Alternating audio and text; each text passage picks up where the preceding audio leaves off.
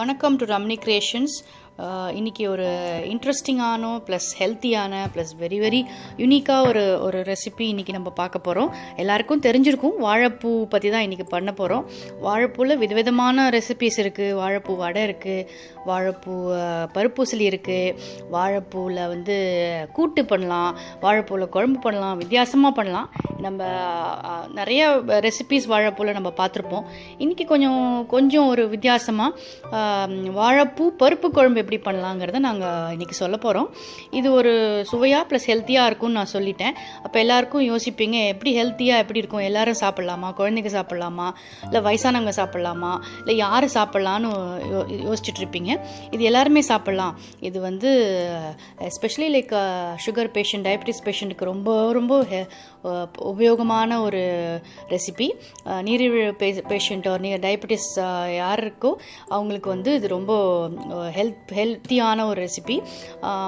சில பேருக்கு ரத்த அழுத்தம், கொலஸ்ட்ரால் இருந்தாலும் அதுவும் இது கண்ட்ரோல் பண்ணும். அண்ட் எல்லாத்தோட பெண்களுக்கு ரொம்ப ரொம்ப மிக மிக பயனுள்ள ரெசிபி தான் அது. வாழை மரத்தில் எல்லாமே நமக்கு பயனுள்ளதாக தான் இருக்குது. வாழை இலையில் எடுத்து சாப்பிட்றோம், வாழை தண்டு சமைக்கிறோம், எல்லாமே வாழைப்பழம் சாப்பிட்றோம். அதோடு இது வாழைப்பூ யாருக்கு ரொம்ப உகந்ததுன்னா பெண்கள், குழந்தைங்களுக்கெல்லாம் ரொம்ப ரொம்ப உகந்தது. அவங்களுக்கு பெண்களுக்கு ஏற்படுற எல்லா பிரச்சனைகளுக்கும் சால்வ் பண்ணக்கூடிய ஒரு மருந்து இந்த வாழைப்பூ. இது வாரம் ஒரு முறையாவது சாப்பிட்றது ரொம்ப நல்லது. இது சிம்பிள் அண்ட் ஈஸியாகவும் பண்ணிடலாம். அது என்ன, அந்த ப்ராசஸ் பண்ணுறது கொஞ்சம் இதுவாக இருக்கும். அதுக்கு நான் ஒரு சிம்பிளாக இது பண்ண போகிறேன். பட் மற்றபடி இது ரொம்ப healthy and very very tasty recipe. வாங்க இதை பற்றி நம்ம எப்படி பண்ணலாம், எப்படி இருக்குங்கிறத நம்ம பார்க்கலாம். வாழை இதை கொஞ்சம் ஆஞ்சிட்ருக்கோம். இது ஆயிரம் தான். அதில் கொஞ்சம் ஒரு வித்தியாசமான ப்ராசஸ்ஸு. அதை நம்ம ஒழுங்காக பண்ணிட்டோம்னா அதுதான் கொஞ்சம் டைம் கன்சியூமிங்காக இருக்கும். அதை நம்ம பார்த்து பண்ணிட்டோம்னா மற்றபடி இது பண்ணுறது ரொம்ப ரொம்ப ஈஸி தான். அது ஒன்றும் இது இல்லை. எல்லா பொருட்களும் ஆல்ரெடி ரெடி பண்ணி வச்சுருக்கேன். வெங்காயம், தக்காளி, பச்சை மிளகாய், கருவேப்பிலை, காரப்பொடி, மஞ்சப்பொடி. இப்போ 2 டைப் ஆஃப் பருப்பு குழம்புன்னு சொன்னேன் இல்லையா. இது தோரம்பருப்பு கொஞ்சம், அப்புறம் கடலையும் சன்னா தாலில் கடலை பருப்பும் கொஞ்சம் சேர்த்து வச்சுருக்கேன். இது கொஞ்சம் வித்தியாசமாக இருக்கட்டும்னு 2 பருப்பு பண்ணி நான் பண்ண போகிறேன்.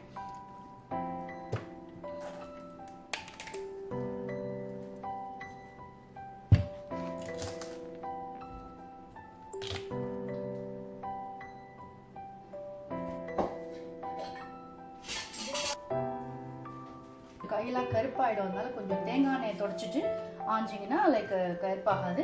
ஆல்சோ இங்கே பக்கத்தில் மோரில் கொஞ்சம் உப்பு போட்டு வச்சுருக்கேன். இதை பண்ணும்போது கருப்பாகாமல் இருக்கிறதுக்கு இதில் கட் பண்ணி இதில் போட போகிறேன். அதுக்கு தான் அந்த மோர் போட்டு வச்சுருக்கேன். கையில் கொஞ்சம் எண்ணெய் தொடச்சி வச்சிங்கன்னா லைக் கை கருப்பாகாமல் இருக்கும். பண்ணாதீங்க. இந்தியாவில் ஒரு வெரைட்டி கிடைக்கும். இங்கே இந்த மாதிரி தான் இருக்கும். நல்ல ப்ராடக்ட் தான், நல்லா அப்படியே தான் இருக்குது. உள்ளே பார்த்தாச்சு. இது எப்படி எடுக்கணும்னு இப்படி ஆஞ்சதுக்கப்புறம் எப்படி இருக்கும், இப்படி பண்ணிக்கிட்டு இந்த இடத்துல நான் ஒன்று காட்டுறேன்.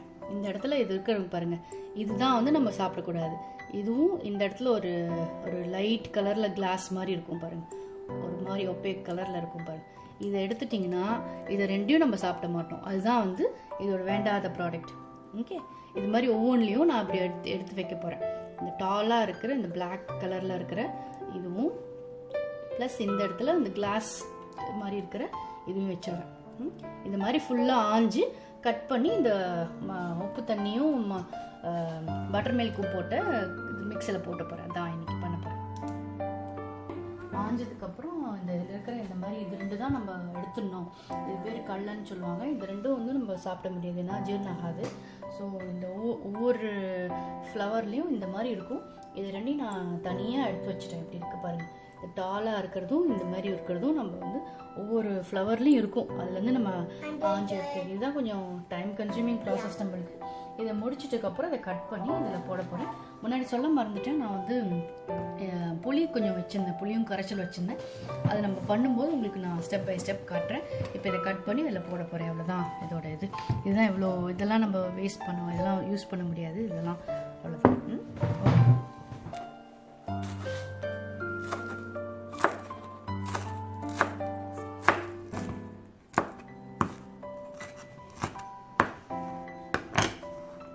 கட் பண்ணி இந்த மோரில் போட்டு வச்சுருப்பேன். இந்த மாதிரி எல்லாத்தையும் கட் பண்ணி அதில் போட போகிறேன் தான் இன்றைக்கி.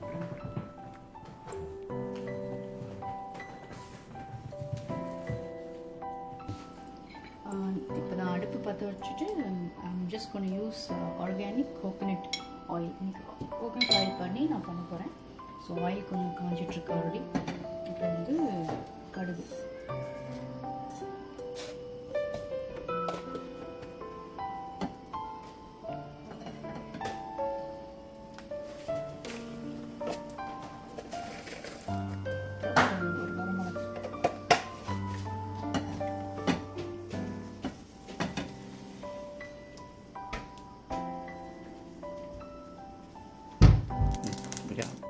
கடுகு நல்லா கடிச்சிட்டு இப்போ வந்து கொஞ்சம் அந்த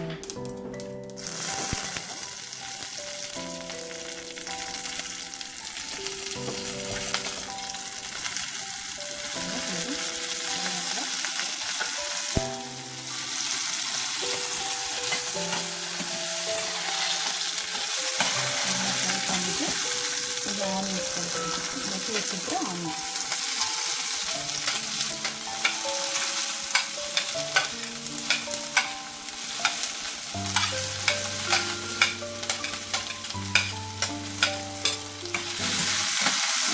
வரமிளகா போட்டதுனால 2 பச்சை மிளகா தான் போடுவேன். 2 பச்சை மிளகா கொஞ்சம் காரமாக இருக்கிறதுனால நிறைய நான் போடுவேன்.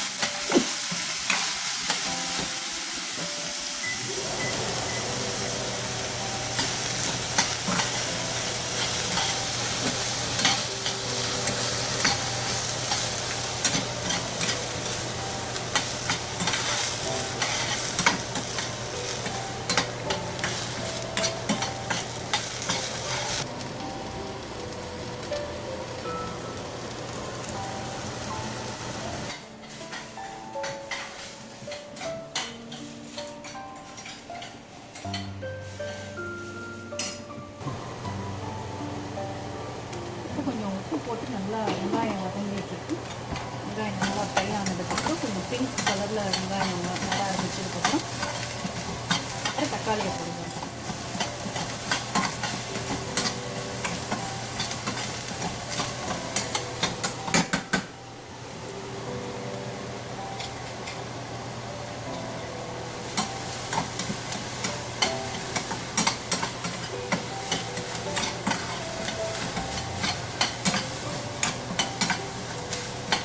தக்காளி கொஞ்சம் கட் பண்ணி வச்சுருக்கிறேன். தக்காளி ஒன்றா போட்டு கொஞ்சம் வதக்கிட்டு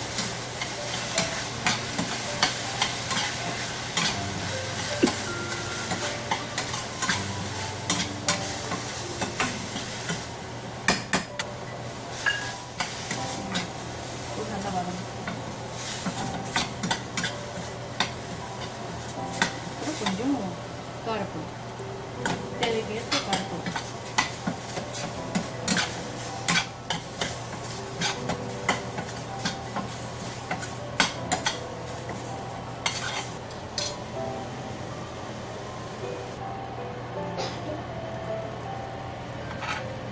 நல்லா தக்காளி வெங்காயம் அந்த காரப்பொடி எல்லாம் போட்டு நல்லா கொஞ்சம் வதக்கியாச்சு. கொஞ்சம் பேஸ்ட் மாதிரி ஆயிடுச்சு. நான் இப்போ வந்து இந்த வாஷ் பண்ணி வச்சேன் அந்த பட்டர் மில்கில் ஊற வச்ச அந்த அதை எடுத்து வாஷ் பண்ணி இதில் போட போகிறேன். நல்லா வாஷ் பண்ணிவிட்டேன். வெறும் அந்த வாழைப்பூ மட்டும் இதில் போட்டு நான் கொஞ்சம் ஃப்ரை பண்ணுறேன்.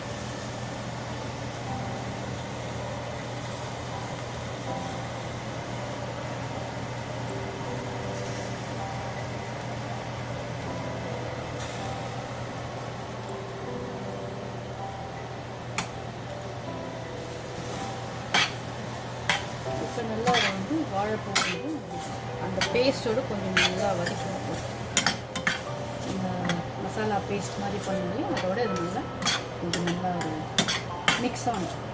வாழைப்பூ ஊற வச்சு வாழைப்பூ வந்து நல்லா கொஞ்சம் மிக்ஸ் ஆகி கொஞ்சம் ஃப்ரை பண்ணணும்.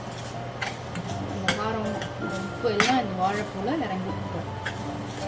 அதுக்கப்புறம் புளி தண்ணி பருப்பெல்லாம் ஆட் பண்ணி போடுறேன்.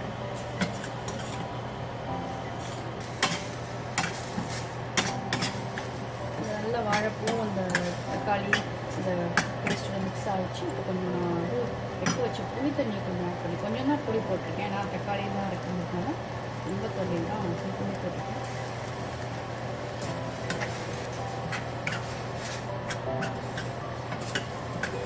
தண்ணி விட்டு கொஞ்சம் கொதிக்க விட போகிறேன்.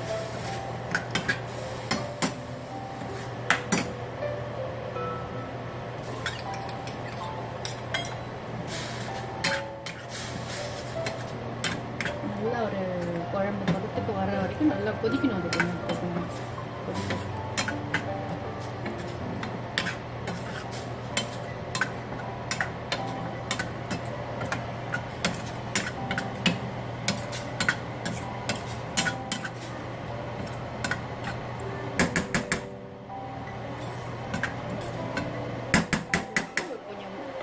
சிம்மில் வச்சு கொஞ்சம் மூடி வைக்க போகிறேன். கொஞ்சம் லைட்டாக திறந்து வச்சுருக்கேன்.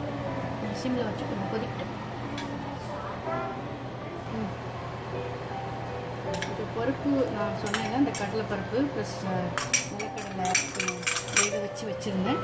அதை இதோட மிக்ஸ் பண்ணுறேன். அப்புறம் கொஞ்சம் உவர்தாலும் வேக வச்சு வச்சுருந்தேன். அதையும் கொஞ்சம் இதோட மிக்ஸ் பண்ணி நல்லா ஒரு கொதியோட போகிறேன். கொஞ்சம் தண்ணிலாம் விட்டு கொஞ்சம் கொதிக்கட்டும். பருப்பு குழம்புக்கு 2 பருப்பும் நான் போட்டிருக்கேன்.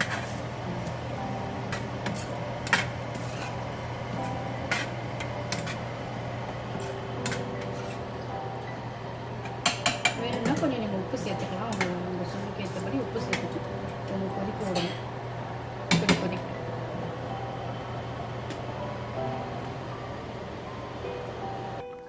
இப்போ கொஞ்சம் நான் வந்து கொஞ்சம் பெருங்காயம் கொஞ்சம் எண்ணெயில் போட போகிறேன். அதுக்கப்புறம் இப்போ ஒரு வெல்லமும் போட போகிறேன். ஏன்னா கொஞ்சம் இந்த புளிப்பு சுவையெல்லாம் கொஞ்சம் காம்பன்சேட் பண்ணுறதுக்கு இது துவர்ப்பாக இருக்கணும். பேசிக்கலி அதெல்லாம் இப்போ குக் ஆகிருக்கும். அதனால அந்தளவுக்கு துவர்ப்பு டேஸ்ட்டில் தெரியாது. கொஞ்சோண்டு வெல்லம் போட்டுட்டு எண்டில் கொத்தமல்லியை ஆட் பண்ண போகிறேன். அவ்வளோதான். இன்னும் ஒரு 2 மினிட்ஸ் நல்லா கொதிக்குது. நல்லா கொதிச்சுட்டு வந்திருக்கு. இப்போ ஃபைனலாக கொஞ்சம் கொத்தமல்லி கொஞ்சம் தூவிட்டா ப்ராசஸ் டன். இதை ஒரு பவுலில் எடுத்து வச்ச வேண்டியதான். அவ்வளோதான். வாழைப்பூ பருப்பு குழம்பு ரெடி. இது நம்ம சாத்தோடு மட்டும் இல்லாமல் நீங்கள் ஈவினிங் மத்தியானம் லஞ்சுக்கு பண்ணிங்கன்னா ஈவினிங் தோசை, அடை, ஊத்தாப்பம், இட்லி, எனிதிங் ஒரு சப்பாத்தி இதுக்கு கூட நம்ம ஒரு கிரேவி மாதிரி இருக்கிறதுனால நம்ம தொட்டுக்கலாம். ஸோ எல்லாத்துக்குமே போகும். ஒரு தடவை மத்தியானம் பண்ணிங்கன்னா அது லஞ்சோட டின்னருக்கும் சேர்த்து ஒரு டிஷ் ரெடி ஆகிடும். அவ்வளோதான்.